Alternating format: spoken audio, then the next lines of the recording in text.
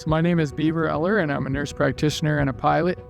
And my family and I have been living in Montana the last few years, but we were excited because God opened doors for us to be able to go work in Zambia with Riverside Farms.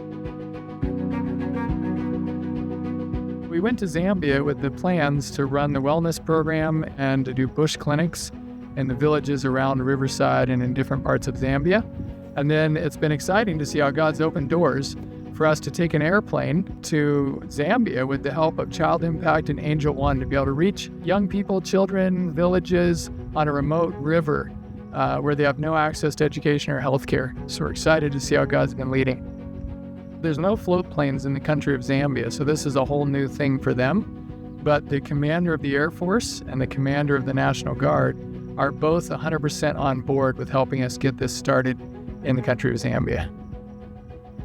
So I've been doing flight training down in New Orleans with seaplane safety training, as well as getting my seaplane rating. And then now I'm training with Jim Creek, one of my first flight instructors here in Montana that lives nearby. And he's got a lot of experience flying float planes, as well as flying for the Alaska State Patrol and doing a lot of mission flying. So he's a great instructor to be able to work with and prepare for Zambia. It's been a lot of fun to be able to land on the lake where I grew up here in Montana. You can see it right behind me, the Noxon Reservoir. And as I've been taking up the kids flying and stuff, they've been so impressed at how smooth the landing is. And each time I come in and practice beaching and using the ropes and stuff to be able to work with the airplane, it's been a lot of fun. I've been learning a lot and making some little mistakes here and there that help me to remember all of these different things, because flying a float plane is a whole different world. It's kind of like flying a boat.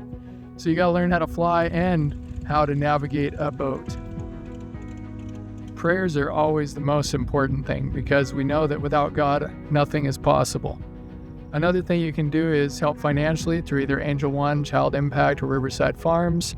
We're going to be working to build a hangar over in Zambia, as well as a runway, because the water landing there on the river right next to the farm is direct crosswinds 100% of the time.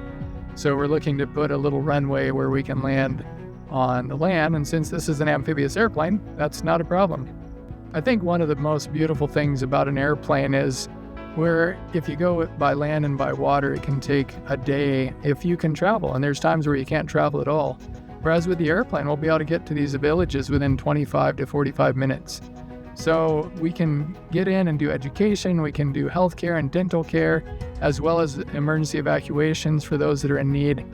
But primarily, the goal always, as Jesus said, we should always have an ulterior motive, and that is to be able to reach people with the gospel.